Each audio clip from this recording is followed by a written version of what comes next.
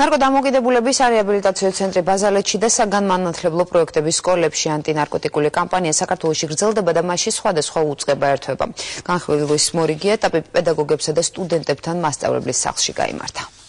Ამდენად ხდება თუნდაც რეგიონებში მსუბუქი ნარკოტიკული საშუალებების მოხმარების პრევენცია. ადგილობრივი ხელისუფლების, იქნება ეს თბილისის მერია, ქუთაისის თუ ბათუმის ფუნქცია უფრო მეტად არის არა პრევენციაში, არამედ სწორედ საზოგადოებასთან მუშაობაში და მკურნალობის ნაწილში მათი ჩართულობა. მასწავლებელთა სახლში შეკრებილმა სტუდენტებმა ქალაქის მერს რამდენიმე შეკითხვა დაუსვეს. ანტინარკოტიკული კამპანიის ფარგლებში შეხვედრა ახალგაზრდებთან მერიის ინიციატივით გაიმართა. დღეს ერთადერთი ამ წუთას ეფექტური სისტემა გვაქვს ის, რომელიც არ არის პირდაპირ მოწოდებული ამისათვის, ანუ ციხე არ არის სამკურნალო დაწესებული. ამიტომ აქტიურად დადგა ეს საკითხი, რომ ჩვენ საზოგადოებას შევთავაზოთ ისეთი მექანიზმი, რომელიც ეფექტური იქნება, მაგრამ ამავდროულად არ იქნება პენიტენციალური დაწესებულება.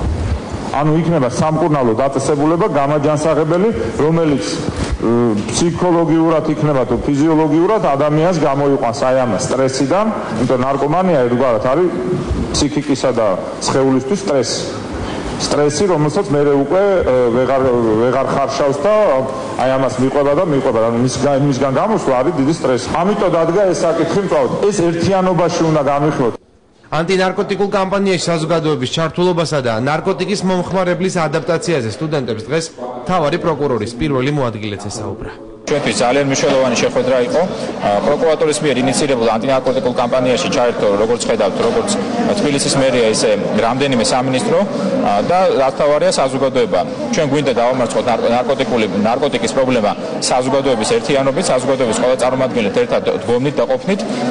რაც თავარია გადაეცა მნიშვნელოვანი ნაბიჯი მიღებულია კონკრეტული გადაწყვეტილებები, რომ დააფინანსდეს რეაბილიტაციის ცენტრის მშენებლობა, საწყის ეტაპს საკუთარ თავზე იღებს თბილისის მერია. ამასობაში მიიღება იმედია მიღებული იქნება კანონპროექტის და უკვე კონკრეტული ჯარიმებიდან მიღებული თანხები წარიმართება სწორედ ნარკოდამოკიდებულების რეაბილიტაციისთვის. ნარკოდამოკიდებულების სამკურნალო სარეაბილიტაციო ცენტრის მშენებლობაც იგეგმება. ცენტრში მკურნალობა ნებაყოფლობითი იქნება. ნარკოდამოკიდებულებთან ინტენსიურად იმუშავებენ ფსიქოლოგები. თანამედროვე ტიპის სარეაბილიტაციო ცენტრი, სადაც ნარკოდამოკიდებულებს ჯანსაღი ცხოვრების თავიდან დაწყების შანსი მიეცემათ, ბაზალეთში აშენდება.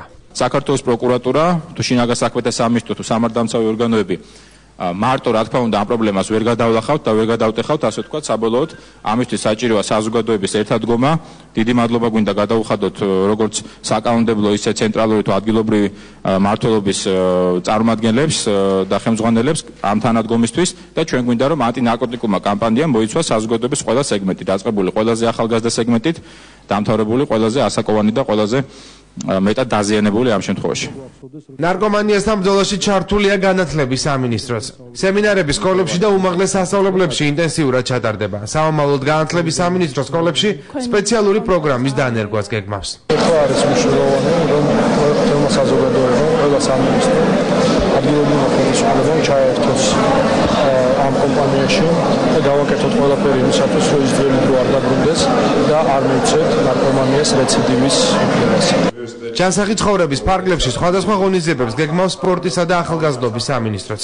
სამომავლოდ სკოლებში სპორტულ გამაჯანსაღებელი სწავლება უფრო ინტენსიურ სახეს მიიღებს. სკოლებში სასკოლო სპორტის დანერგვა 8 სპორტის სახეობაში, სკოლებში იქნება სასკოლო ჩემპიონატები, ჩატარდება საქართველოს პირველობები. ნარკომანიასთან ბრძოლაში სტუდენტებთან ერთად აქტიურად არიან ჩართულები ფსიქოლოგებიც.